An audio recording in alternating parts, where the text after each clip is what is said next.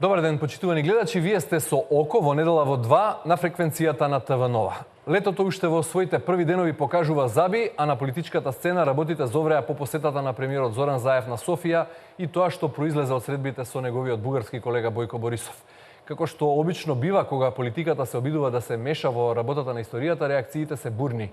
Бугарските историчари еуфорично ја примија веста дека на Илинден ќе биде подпишан договорот за добрососедство помеѓу Македонија и Бугарија. А како е кај нас?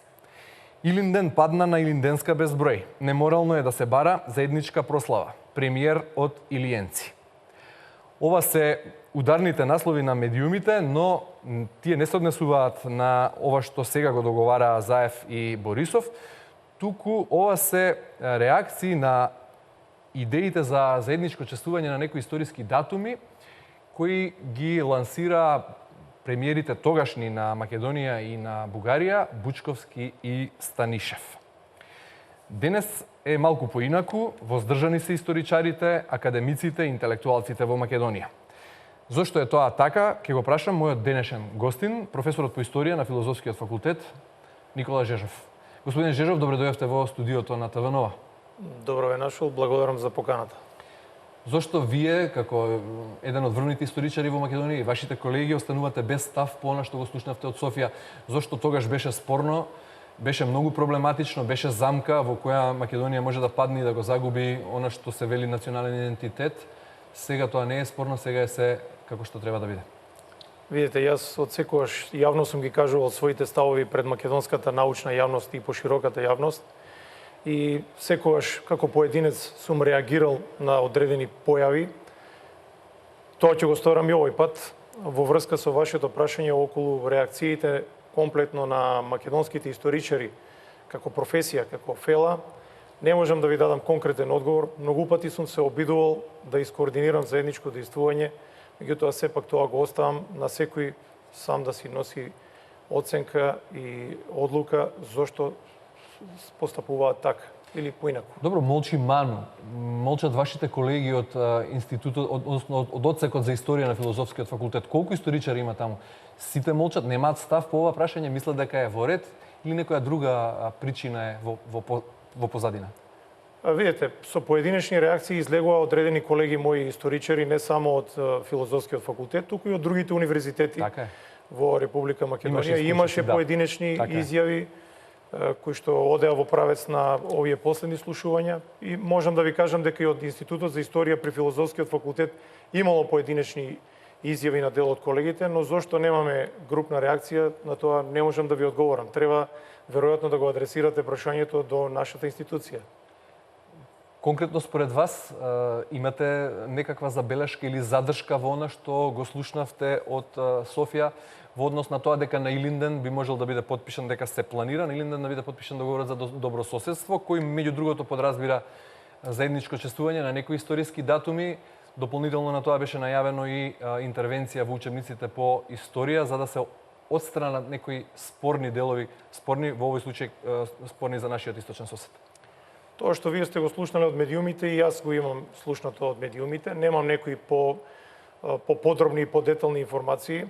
Можам да ви кажам од тоа што го имам слушнато дека голем дел од искажаните работи се неприфатливи за Република Македонија и за македонскиот народ, бидејќи содржат многу работи кои што задираат во нашиот национален идентитет, јазикот, историјата, културата, нашите традиции. Меѓутоа, во секој случај, од секогаш сум бил поборник на тоа дека треба да има добрососедски односи помеѓу сите балкански држави. Ние, Република Македонија и Република Бугарија се две соседни држави и треба да направат напор за воспоставување на добрососедски односи. Професоре, но тоа не треба да се случи по секоја цена. Ќе ви дадам можност во текот на емисијата детално да ги елаборирате оние делови од договорот за кои сметате дека може да бидат проблематични по нашиот идентитет и наспроти тоа да го исто така да го истакнете вашиот став дека на Македонија и на Бугарија секако им требаат добри односи. Само за подсетување, Бугарија е првата држава што ја призна Македонија по уставното име по прогласувањето на независноста во 1991, но признаена е само нашата државност, но не и нашата нација и македонски јазик. Бугарите не обвинуваат дека сме им ја украли и фалсификувале нивната историја. Според за нив е вториот Илинден кога македонците на Асном добиваат статус на рамноправен државотворен народ во рамките на тогашната заедничка држава. Во овој момент во емисијата би сакал да го вклучам господинот Божидар Димитров, еден од најгласните негатори на македонското постоење, актуелен директор на Бугарскиот национален историски музеј. Господине Димитров, ако се слушаме, добре дојдовте во емисијата на ТВ Нова. Добре заварили. Може ли на почеток да ве прашам, ако ги средивте впечатоците неколку дена по средбите на Борисов и Заев, останувате ли на ставот дека ако се потпише договорот за добрососедство, тоа ќе значи крај на македонизмот, постепен крај на македонизмот, и да го објасните тоа, зошто мислите дека ќе биде така? Ја си ви одговоря като Уинстън Чърчил след първата голяма английска победа във Втората световна война, битката при Аламейн. В камерата на общините или къде там го питат депутати, сенатори, това е краят на Германия или? Той казал, не, това не е краят, това е началото на края. Та и аз същото ще кажа. Има много препятствия пред това този договор да се изпълни, защото, знаете, гарнитурите във владите се сменят, а всяка влада, независимо къде е по света, смята, че историята започва от нея на някоя страна. Освен това, като историчар, знам, че имат десетки, стотици договори в човешката история, които се нарушават и не се изпълняват. Ето ви най-големият пример. Договора Рибентроп-Молотов. Добро, да се вратиме на нашиот договор за добрососедство. Ако се спроведе, зошто ќе биде тоа крај за македонизмот? Защото съдържа две важни точки, които ще разрушат голямата македонийска лъжа. Вие, вашия гостенин, който е историчар, знаете прекрасно, че македонизма е построен върху историята, или по-точно върху 100% исторически лъжи, които нямат нищо общо с реално случилата си история. И оттам нататък, когато тези кражби на история, Самуил е македонски цар, и Лиденското въстание е македонско въстание, и България няма никакъв пръст в него, тогава, естествено, лека по лека ще започне ерозия на македонизма. Македонските деца първо, после и македонските граждани ще научат, че това са лъжи, които са учили и които им разправят. Господин Димитров, може ли договор за добрососедство меѓу две држави да биде базиран на една позиција за која вие зборувате, а тоа е негирање на постоењето на еден народ и јазик, например, во случајов македонскиот народ и јазик? Никой не негира нито постоењето на македонския народ, нито на неговия язик. Негирането на язик не могат да го направят правителство. Едно от най-смешните неща, които искате от нас, е да признае българското правителство македонски език. Че българското правителство да не е лингвистичен институт. Стойност има само лингвистичните институти по света, които могат да кажат има или го няма език. Повечето от тях казват, че го няма, че и френската енциклопедия на езиците казват, че е идиом на български. Руската също казва същото. Тогава никой да правим. Не може Бойко Борисов да се прави на езиковед. Вие знаете една руска песен. Товарищ Сталин, вы большой ученый, а в езикознание вы просто корифей. Това е смешно. Ако е нашата... Да. Нещо от българското право. А що се отнася до договорът? Сега, не смятате ли, господин Горан Петровски, разбрах, че се казвате, че е смешно и жалко две съседни страни. Всеки човек гледа да е добре със съседите си. Ние са сърби, румънци, турци и гърци сме водили войни, трепали сме се като кучета с стотици хиляди и т.н. И в момента сме в прекрасни отношения. А в Македония, където не сме пукнали една пушка един срещу друг, да бъдем в лоши отношения.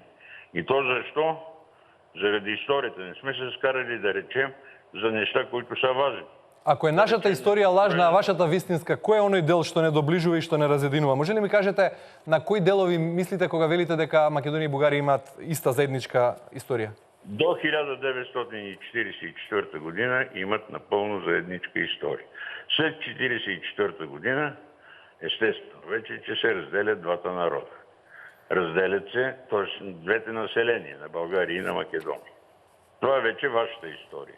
Тя вече не е малка, тя е повече от 70 годишна. Скоро ще стане 100. Би трябвало да сте задоволени.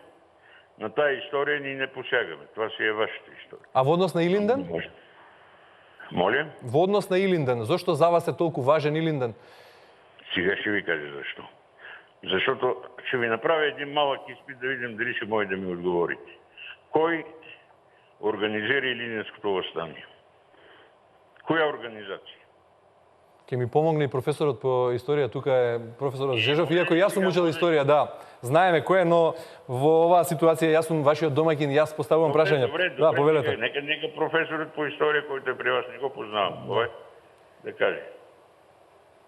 Кој според вас го организира, кажете? Ние си имаме наша вистина, наша историја за тоа. Како е? Организирано е од организацијата. Тајна Македоно-Одринска революционна организација, ТМОРО. Не е ВМРО, както мислят много. ВМРО се появи чак 1905 година на Рилския конгрес на две организации. Върховния македонски комитет и ТМОРО.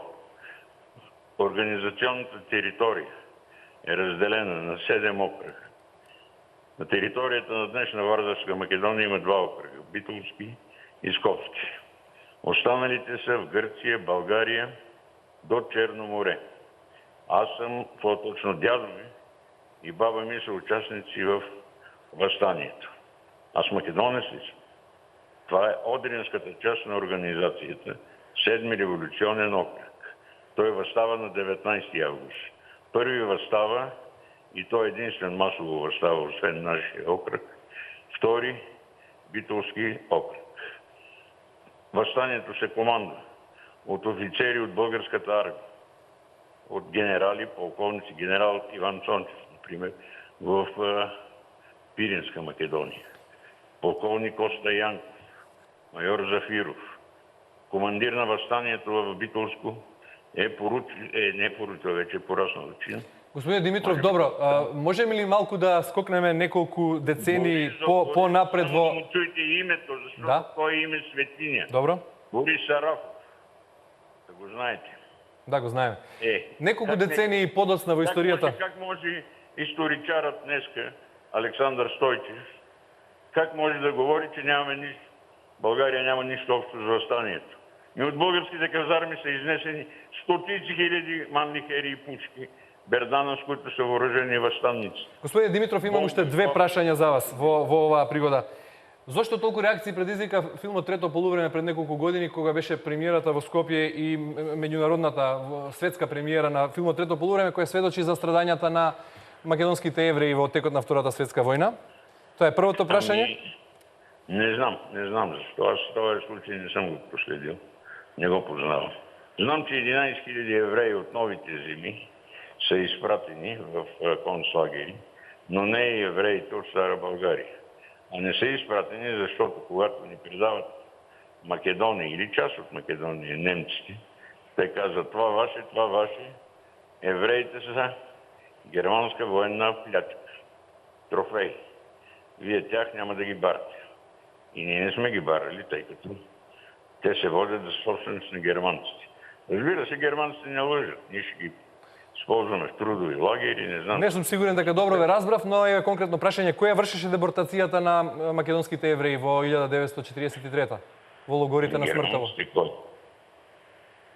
Германците кој да ги врши? Може ли ми кажете, судот за човекови права пресуди во корист на Македонија? Конкретно ми одговорите колку македонци живеат во Бугарија?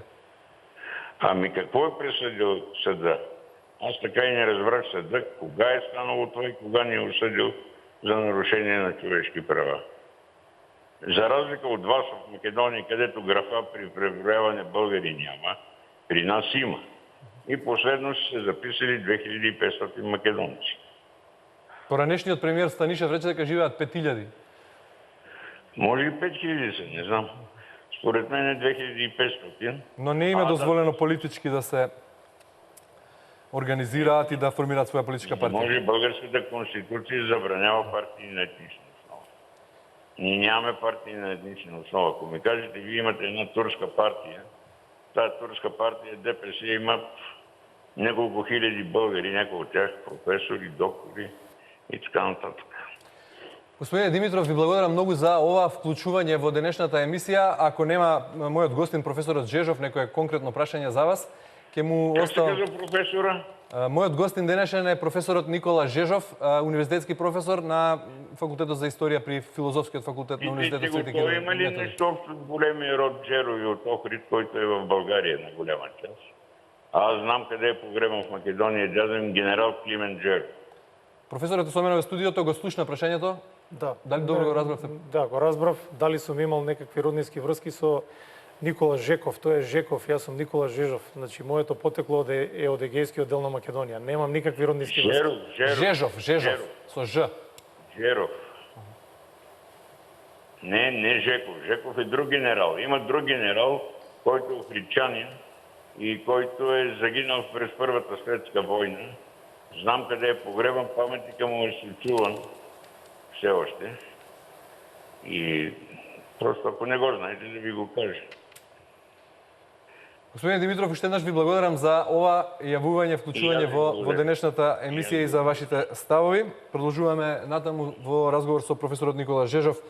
Професоре, располага ли историјата како наука која се базира на конкретни научни факти, пишани документи и друг вид на сведоштва? Заборев да го прашам господин Димитров дали може да посведочи за колку такви материјали од бугарскиот архив биле уништени, исчезнати или свесно ставени под маса за да може да се вистината, односно историјата базирана на тие факти за кои зборувам да се толкува вака или онака во служба на политиката. Конкретното прашање за вас е дали науката во Македонија, онаа историја што вие ја предавате, ја пренесувате на вашите студенти, базира врз научни факти и докази кои го негираат ова што го кажа пред малку господин Димитров. Видете, историјата е наука екзактна, понекогаш и како математиката. Значи, ако 2 и 2 се 4, одредени историски факти и документи исто така покажуваат дека некоја теза е потврдена или е негирана. Толкувањето на историските извори, на различните историографии, секако е еден голем проблем кој што се јавува овде на Балканот. Секој од националните историографии различно си ги толкуваат поголем дел од изворите. Меѓутоа, имате вие извор на архивска граѓа која што е недвојбена и за која што не може да има двојно толкување. Така што, поаѓајќи од ова, сметам дека македонската историска наука е прилично објективна во поглед на објаснувањето на историските настани, личности, процеси и дека ние им даваме соодветен правец на нашите студенти кои што дипломираат и стануваат дипломирани професори по историја при Институтот за историја на Филозофскиот факултет. Тоа го покажа и временските периоди од осамостојувањето на Република Македонија од 90-тите години до денес. Македонската историска наука е една од ретките, ако не и единствена на Балканот, која што не поттикнува национална омраза, шовинизам или негирање на некои други народи. Нашите студенти, па и учениците во образовниот процес соодветно изучуваат наставни единици од историите на сите соседи на Република Македонија, Република Србија, Република Албанија, Република Бугарија, Република Грција. Така што во тој правец слободно можам да констатирам и да заклучам дека историската наука се обидува да биде што е можно пообјективна. Македонските историчари за време на крвавиот конфликт, да ве потсетам, во 90-тите години на минатиот век, со ништо не го поттикнуваа македонскиот народ и останатите националности во Македонија да учествуваат во некаква националистичка еуфорија или во распирување на некакви страсти за избивање на граѓанска војна. Но таа наша мирољубивост или како да ја кажам конструктивност не ни е предност. Во случајов со сите соседи имаме отворени прашања и сите тие пак покажуваат нешто спротивно од она што ние како во таа насока го декларираме и го практикуваме. Конкретното прашање во овој случај би било, го слушнавме, Димитров вели, до 1944 сме имале се заедничка историја, потоа доаѓа вториот аспон, веројатно оној што е по-проблематичен за нив. Претходно сме биле ист народ, затоа и таа теза веројатно да ми објасните колку е опасна ист народ, две држави. Тоа е едното прашање и второто прашање е располагате ли со факти научни дека нашите прадедовци, прабаби, нашите предци се декларирале како македонци, изборувале на македонски јазик и не е така како што вели Димитров дека македонскиот јазик е само идиом на бугарскиот, така рече, ако не се лажам. Македонскиот и бугарскиот народ се два различни народи. Етногенезата на македонскиот народ е различна и се разликува од таа на бугарскиот народ. Постоењето на македонската нација денес е историски факт и тоа не може да го негира никој. Затоа постојат огромен број на документи. Така што проблемот е тука многу комплексен. Пристапот на бугарската историографија и бугарските историчари кон Македонија и македонското прашање. Нашиот пристап. Во секој случај имаме различни гледишта. Многу пати сме разговарале на научни конференции на кои што сме гостували и ние во Република Бугарија и бугарските историчари на научни конференции во Република Македонија. Имало различни ставови, меѓутоа квалитетот е во тоа што сме ги почитувале нашите различности и различни ставови. Науката треба да си остане наука и не треба да влезе во служба на политиката. Оној момент кога политиката ќе се вмеша и ќе стране инструмент за злоупотреба на историјата, тогаш доаѓа до искривување на историските факти и аргументи. Тоа е во однос на вашето прво прашање. Во однос на второто прашање, дали располагаме со документи дека македонската народност е посебна? Секако дека располагаме. Во архивите во кои што сме истражувале и во балканските држави и надвор од Балканот има огромен број на документи кои што потврдуваат дека македонците се посебен народ од сите балкански народи и се разликуваат од нив. Јас овде би ја цитирал само, односно би ја парафразирал реченицата на познатиот македонски револуционер Борис Сарафов, што беше споменат овде. Борис Сарафов има изјавено следно: македонците се посебен народ и се разликуваат од бугарите и од србите. За евентуалната братска помош која што би ни ја дал бугарскиот и српскиот народ, ние можеме да им бидеме благодарни, но никогаш да не се заборави фактот дека ние сме македонци. Оваа реченица Борис Сарафов ја кажал на почетокот на 20 век и таа станала лого на познатиот весник на македонската петроградска колонија во Русија. Ефрем Чучков, член на Централниот комитет на ВМРО, на внатрешната македонска револуционерна организација, изјавил, парафразирам: македонскиот народ има своја историја, има свое минато и има своји водачи кои што ќе го водат ни сложените временски периоди што доаѓаат и сигурно ќе го знаат вистинскиот правец во кој што треба да оди борбата на македонскиот народ. Панчо Михајлов Чавдар, војвода на ВМРО од периодот меѓу двете светски војни, така наречената автономистичка ВМРО на Тодор Александров, има изјавувано дека Македонија е посебна целина и дека балканските народи и држави треба да ги тргнат рацете од Македонија и да ја дозволат таа да формира своја државност. Во говорот кој што истиот овој војвода го одржал во Кјустендил при завземањето од страна на четите на ВМРО во 1922 година, во еден брилијантен говор што го одржал пред кјустендилските граѓани, истакнал дека македонските граници се тие што ги знае целиот свет, од Шар планина до реката Места, на југ до реката Бистрица, и дека тој дел од Балканскиот полуостров треба да се конституира во посебна држава. Тоа се само неколку примери. Во подолгата елаборација на Димитров во однос на Илинденското востание, за кое зборуваше и заврши со споменувајќи го Сарафов, објасни нивното видување на Илинденското востание. Зошто според вас е толку битен Илинден за бугарите, кога во колективната македонска свест Илинден е врежан како темелник, меѓник, база на сета македонска борба за независност, за сопствена држава, за идентитет и за сето. Кога се спомне Илинден, не постои македонец веројатно кој може да остане рамнодушен. Не можам да знам зошто бугарската историографија толку многу го потенцира значењето на Илинден. Тие веројатно си имаат своји причини, нема да го коментирам тоа, но можам да ви кажам дека македонската историја е горда на 2 август 1903 година.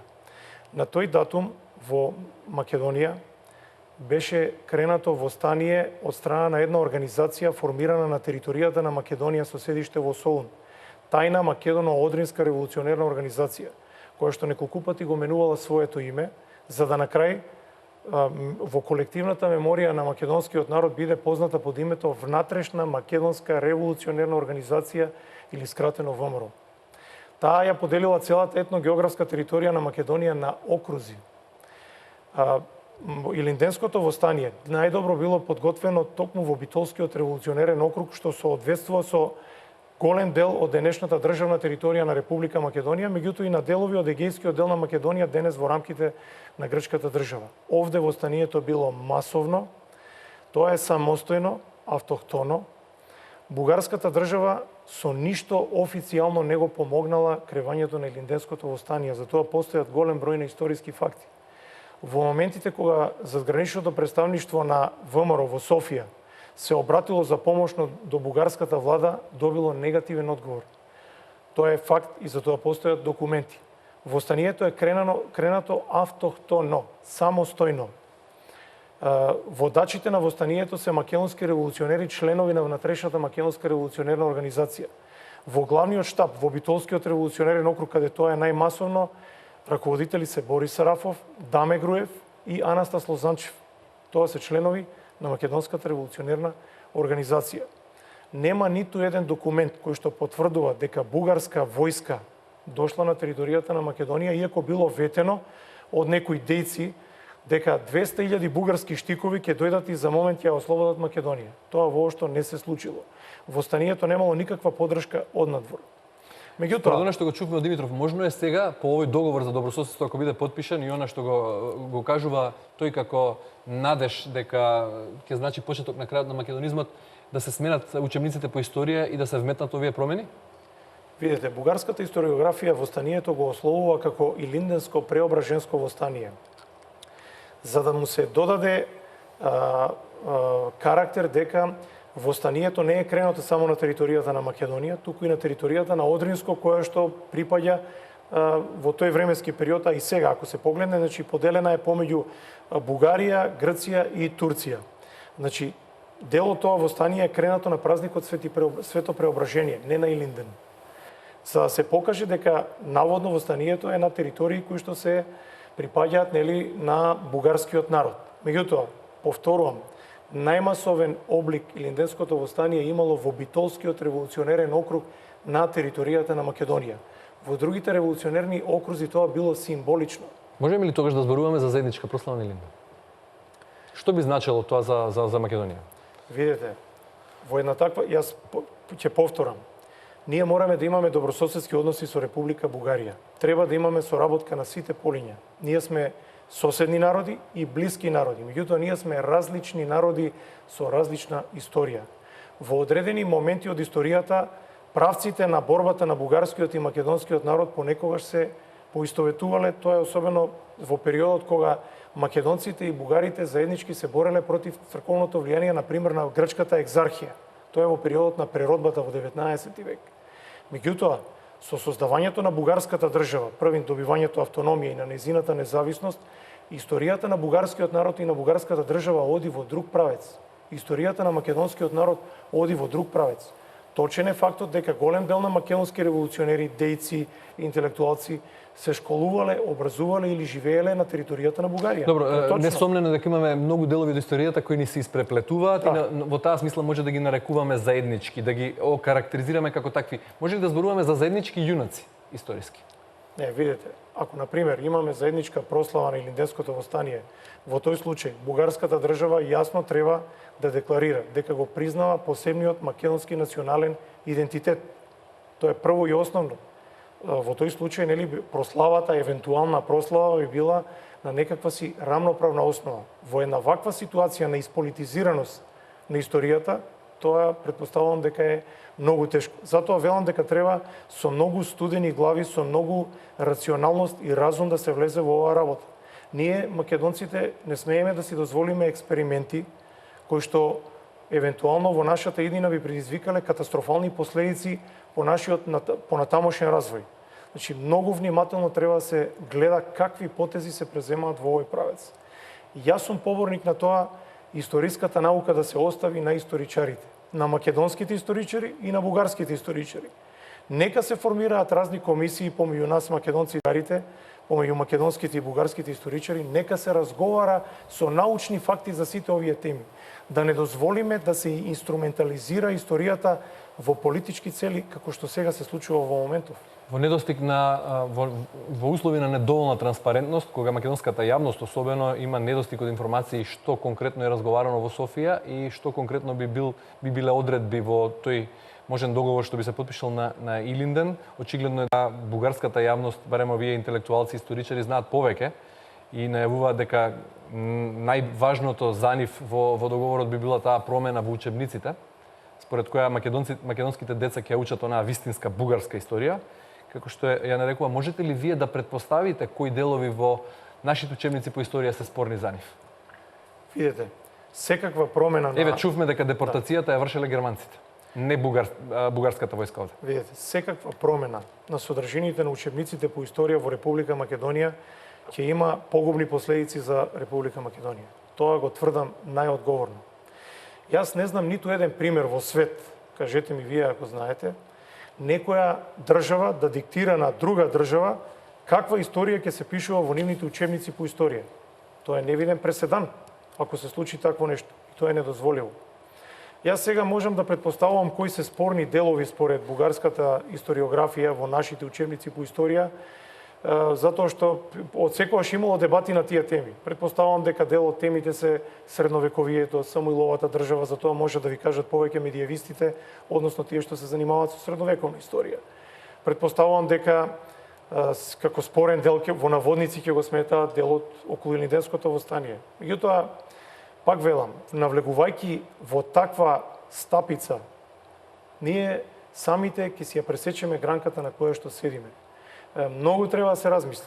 Мислам дека редно и крајно време е властите во Република Македонија, па и опозицијата, сите општествено-политички фактори, научни, културни, образовни институции, да седнат и трезвено да разговараат за тоа да се создаде македонска државна и национална стратегија, во која што јасно ќе бидат дефинирани македонските црвени линии од кои што не смее да има отстапување и кои што нема да бидат предмет на преговори, разговори или некакви заткулисни договарања. Тоа е рецептот за да се почне од нешто. Вака, ако одиме само кон попуштање, мислам дека одиме во многу погрешен правец. Тогаш воедно се согласувате апсолутно со господин Димитров, а тоа е дека ако се потпише договорот така како што они знаат дека ќе биде потпишан, тоа ќе значи почеток на крајот на македонизмот. На овој наш идентитет и на оваа наша самостојност што не прави посебни. Први мислам дека до тоа нема да дојде. Дека сепак рационалното и разумот ќе преовлада. Мислам дека за тоа е свесна и македонската интелектуална елита, македонските историчари и сите други универзитетски професори, целата македонска интелигенција и целиот македонски народ, па и сите националности и други граѓани кои што живеат во Република Македонија. Јас лично сметам дека до тоа нема да дојде и нема да го видиме тоа што би се случило ако започне промена на учебниците по историја во Република Македонија. Прво, сум поборник дека до тоа нема да дојде. Затоа што ако таква грешка се направи, потоа целата работа ќе се одвива според домино ефект. Тоа е моje лично мислење како интелектуалец. Затоа што промената на македонската историја веројатно ќе имплицира промена и на македонското име. Кресненско разловачко восстание, веќе зборувавте за Илинденското восстание, можеби за вториот Илинден, за Асном, Прохорчински, она што веројатно е најпроблематично за бугарите. Кои од овие историски настани се можни како услов за договор за заедничко чествување? Што е она што најмногу не доближува? Видете, разловечкото восстание е едно локално восстание на македонскиот народ и тоа е само на еден дел од Македонија, крајниот источен дел на Македонија. Таму е кренато, траело неколку дена, немаме никакво мешање на бугарската држава во сето ова. Кресненското восстание, кое што е кренато подоцна 1878 година и во етапи траело околу една година, во учебниците е познато и како македонско восстание. Восстаниците изготвиле македонски восстанички устав, изготвиле правила за начинот на војување, за водење на борбите, што значи дека веќе тука можеме да зборуваме за почетоци на некаква државна платформа за тоа како би се решило македонското прашање. 2 август 1944 година е секако неспорен датум, затоа што македонскиот народ и сите граѓани националности во Република Македонија на тој датум ја извојуваа македонската државност, иако тогаш како федеративна единка во рамките на Југословенската федерација. Меѓутоа, основањето на македонската држава било верификувано со голем број на законски акти, одлуки и решенија. Например, Едно од најважните е дека 2 август бил прогласен за национален празник на македонскиот народ. Зошто би се прогласил за национален празник на македонскиот народ ако нема македонски национални обележја?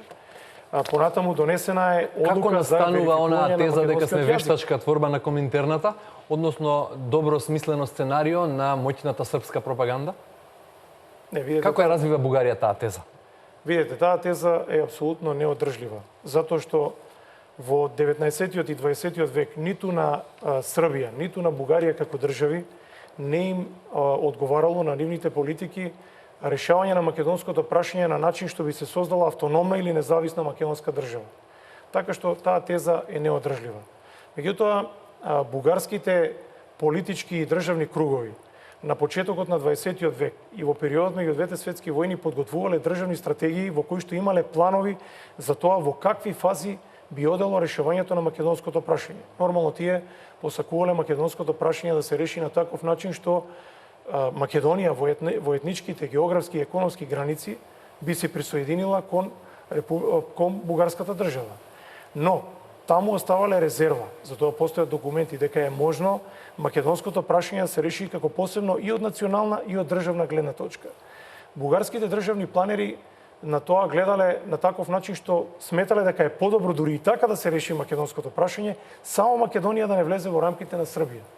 Значи, тоа се долгорочни стратегии кои што ги подготвувале за подолги временски периоди. Затоа имаме ние документи. Од таа гледна точка, поаѓајќи, сметам дека и нашата држава, сега Република Македонија, треба да подготви една државна стратегија која што ќе се однесува на подолг временски период. Кога веќе 26-27 години од прогласувањето на независноста не сме успеале да недозволиво е да немаме државна стратегија во однос на главните идентитетски обележја, јазикот, името и историјата. Ке ми дозволите да го цитирам бугарскиот министер за надворешни работи, поранешниот Николај Младенов од октомври 2012-та. Добрососедство не може да се постигне со договор. Кога Бугарија ќе види дека Македонија искрено сака да развива добрососедски односи, тогаш ќе има време за се. Македонското општество само треба да реши како ќе го гради својот идентитет, гледајќи во иднината или фантазирајќи за минатото. За да ја добијат поддршката од Бугарија за ЕУ и за НАТО, нема да дозволиме никој да се плетка во бугарската историја. Веројатно ќе кажете дека тоа станува збор за политичка изјава. Па видите. Ако немате коментар, имам коментар. Повелете. Да, имам коментар во секој случај. Немам ништо против бугарската историографија и бугарската историска наука да си ги толкува настаните така како што смета врз основа на нивните гледишта и видувања. Меѓутоа, исто така, барам од тоа бугарската страна, односно нашите колеги бугарски историчари, па и бугарската држава, да го почитува фактот дека македонската историографија исто така има интерпретација на историските настани, историските факти и настани, онака како што тоа го гледат македонските историчари. Од 1944 година до денес, тоа е над 70 години, македонската историска наука напишала стотици и стотици книги, статии, научни прилози кои што се однесуваат на теми од македонската историја. Дали сето тоа е фалсификат? Дали сите тие книги треба да завршат некаде на ѓубриште? Одговорот секако е не. Ние сме ја изградиле македонската држава според идентитетските бележја онака како што Македонија го замислувала тоа и онака како што македонскиот народ интимно самиот го доживувал тоа. Националното чувство е интимно чувство на секој човек. Сега ќе цитирам и еден наш искусен политичар, поранешниот долгогодишен во неколку мандати пратеник и председател на парламентот Тито Петковски своевремено кажа, односно напиша вака: историчарите или интелектуалците, политичарите, новинарите, обичните граѓани не можат да поверуваат дека вакво нешто може да прифати премиер на македонска влада. Станува збор за македонско востание како символ на македонскиот непокор. Со овој гест Бучковски покажува дека нема слух за сопствената национална историја, за сопствениот идентитет и за сопствениот ентитет. Еве зошто велам дека на Бучковски му отапел слухот за сопствената национална историја кога предлага заедничка прослава на Илинден со Бугарија. Очигледно тој го чувствува живиот песок под своите нозе во овој предизборен период, па ја губи сопствената историска, географска и политичка ориентација. Затоа нема да ме зачуди доколку од него слушнам и предлог за заедничка прослава на бугарскиот и на македонскиот народ на денот кога е подпишан Сан Стефанскиот мир. Што би значеле тие прослави за Република Македонија и за македонскиот народ, кажуваат историските податоци. Напиша во колумна Тито Петковски, по она што веќе го спомнавме, оној заедничка пресконференција на Станишев и Бучковски во Софија, тоа е во 2006 година, во јуни, ако не се лажам. Бучковски во тоа време велеше дека историчарите треба да излезат од своите ровови, да погледнат напред кон иднината, дека е време да се гледа напред, да се биде малку по-либерален. Потоа велеше дека е малку и изваден од контекст, дека не мислел конкретно на заедничка прослава на Илинден, но без разлика како било и што било, во услови на жестока реакција на особено македонската јавност во тоа време, се отстапи некако и тоа прашање се остави за во иднина. Дали таа иднина дојдена сега ќе видиме во текот на наредните месеци. Ќе ми дозволите во продолжение да го цитирам и веројатно и вашиот можеби не знам професор, но ете од истата фела академик Блаже Ристовски, еден од нашите најискусни и најдокажани историчари. Академик Блаже Ристовски своевремено во 2013-та, односно поточно прашан за став по реакциите во Бугарија што ги предизвика филмот на Дарко Митрески, трето полувреме рече: "Ние сме народ со сопствена историја и култура, со сопствен јазик, со своја црква, постара од некој од соседните. Според тоа ние сме народ со историски легитимитет и нашето историско име никој разумен не може да го негира. Но прашањето има политички аспект, па политичките и националните чувства на некои од соседите понекогаш се изразуваат и во такви форми и не нужно ги травматизираат релациите за мирна и просперитетна соработка. Битката за името од страна на Грција, а повремено и од Бугарија, навистина е зачудувачка за светот, но реалноста е таква и ние не можеме да избегаме од неа." Уште повеќе во една своја книга академик Ристовски пишува, долг е цитатот што сум го извадил, но само една реченица ќе ми дозволите да целата теза за бугарскиот карактер на народот и јазикот во Македонија од средновековието изградена врз основа на бугарското обележје што се среќава во некои од пишаните текстови со последна провиниенција, самиот Климент, како што пишуваше уште на почетокот на нашиот век, видниот руски славист Лавров, во најстарите зачувани преписи не се именува епископ бугарски, туку епископ словенски. И тука има подолга елаборација во која академик Блаже Ристовски ја објаснува посебноста и самостојноста на македонскиот народ, но нели во текот на оваа емисија цело време укажувате дека политиката може да има свои толкувања на нештата кои честопати може и да ги извртува како факти. Токму а историјата како екзактна наука треба да му се спротистави на тоа. Токму овие поголеми елаборати што ги прочитавте и цитати докажуваат на тоа дека има простор за разговор и за научна дебата, која што ќе биде фундирана на историски факти, на меѓусебно почитување и на рамноправни позиции. Да не се разгорува некаква омраза кон еден или кон друг народ. Тоа историската наука не смее да си го дозволи. Јас нема да ги коментирам поединечните изјави на политичарите и на моите колеги, меѓутоа сигурен сум дека најголемиот дел од историчарите во Република Македонија имаат еден исти став по ова прашање што денеска ни се наметнува и дека сите би биле едногласни во тоа дека не смее да се прифати редефинирање на македонската историја или промена на содржините во учебниците по историја. Тоа ќе биде погубно за Република Македонија. Република Македонија ќе изгуби многу, ќе имаме потоа една ситуација од која што предпоставувам со децении нема да можеме да излеземе, затоа што кога ќе се направат некои грешки, тешко е тие да се поправат. Само нашето минато ни покажува колку направените грешки е тешко да се поправат или понекогаш воопшто не се поправат. Кратко само дали можете да изелаборирате зошто ако во Бугарија денес, особено по приемот на земјата во Европската унија во 2007 година, кога расте тој бран на либерализам и се повеќе интелектуалци, новинари па и политичари од Бугарија критички гледаат кон официјалната бугарска политика, например кон странците, кон бегалците, кон муслиманите, а не омекнуваат нималку кога станува збор за македонското прашање. Зошто се толку љубоморни, посесивни кон македонското прашање? Можат да попуштат за се, но многу се конзистентни, тврди кога станува збор за Македонија. Видете, тоа е мит кој што долги години се градил во бугарската држава, преку образовниот систем, преку науката, преку секојдневието, присуството на бројната македонска емиграција во Бугарија, која што се брои на стотици илјади, исто така придонесува за тоа. На позиции во бугарската држава со години наназад низ историјата имало премиери, министри, председатели на судови и академици кои што биле со македонско потекло и биле родени од Македонија.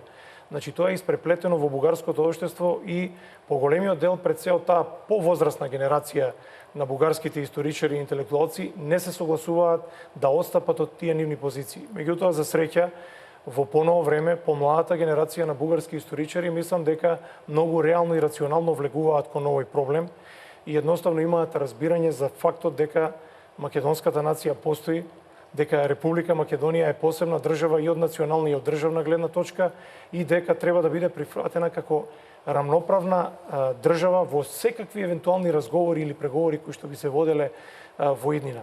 Јас сепак сум оптимист дека и таму ќе преовлада рационалното и дека ќе дојде до затоплување на македонско-бугарските односи, а за тоа треба да придонесат секако и историчарите од двете страни, но и политичките елити. Германија и Франција по Втората светска војна како база за оваа денешна модерна Европа што ја изградија како едни од создавачите на оваа модерна Европска унија е токму тој договор за помирување. Колку тој пример и тие дадоа многу жртви на двете страни, беа крвни непријатели во времето на Втората светска војна. Ние, како што рече и Димитров, никогаш не сме војувале отворено со бугарите. Колку тој договор француско-германски може да биде пример за во случајот со помеѓу Македонија и Бугарија? Па видите, не е така дека не сме имале војување со Бугарија. Значи во Втората светска војна, да не заборавиме, голем дел од територијата на Македонија беше под бугарска власт, под бугарска окупаторска власт. Значи, во тој временски период е кренато антифашистичко и ослободително востание од македонското национално ослободително и револуционерно движење, што значи дека тоа е еден период кој што веројатно бугарската историографија се обидува да го прескокне. Меѓутоа, не можеме да поминеме ние преку тоа. Во тој временски период во Втората светска војна на оваа територија денес на Република Македонија се имало антифашистичко и ослободително востание. Така, прилет Ваташа. Гинеле луѓе.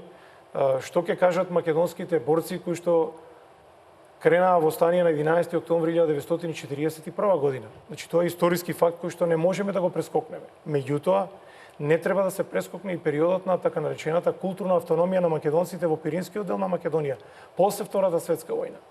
Бугарската држава тогаш го призна постоењето на македонскиот национален идентитет и тоа го има во сите документи, преку многу мерки кои што беа донесени тогаш. За жал, подоцна, после резолуцијата на Информбирото, бугарската држава и нејзините тогашни историчари се обидува тоа да го прекажат како некакво национално предавство на бугарската држава, дека биле принудени да го направат тоа, меѓутоа историските факти стојат. Во 1946 година на пописот во тогашна Република Бугарија беше дозволено слободно изјаснување во посебна графа, иако немаше за македонска националност, туку под останато македонците се декларираат дека се македонци. И постои документ според кој имаме декларирано околу 180.000 луѓе македонци по националност. Каде исчезнаат тие луѓе? Исто така, во 1946 година, да не се заборави тоа, дека со договор на тогашна Бугарија и Југославија, како и Федерална Македонија, беше дозволено моштите на македонскиот револуционер Гоце Делчев да бидат пренесени од Софија во главниот град на Федерална Македонија Скопје. И тоа беше еден акт на бугарската држава со кој што го призна постоењето и на македонската држава, меѓутоа и на македонската нација. Значи, тоа се историски факти. Секако не треба да ги прескокнуваме тие периоди. Потоа дојде еден период кога се влошија односите помеѓу Југославија и Бугарија и македонското прашање беше главната тема. Повторно, дежурен виновник беа македонците. И тука се прекршуваа копијата на двете држави, се создаваше некоја еуфорија во која што Федерална Македонија беше третирана дека е измислица на Србија, дека македонскиот народ се србизирал. Секако тоа се едни тези кои што сметам дека бугарската историографија во некое догледно време ќе ги надмине. Јас сум оптимист во поглед на тоа. Професоре Жежов, ви благодарам за ова денешно детално елаборирање и подсетување на некои историски настани и сведоштва. Верувам дека ќе бидат многу корисни за нашите гледачи. Ви благодарам, се надевам дека бевме интересни за гледачите. Почитувани гледачи, вам ви благодарам за вниманието со кое не следевте и верувам дека уживавте во овој неделен час по историја, односно мало подсетување од нашата историја. Ви благодарам уште еднаш, довидување идната седмица во истото време.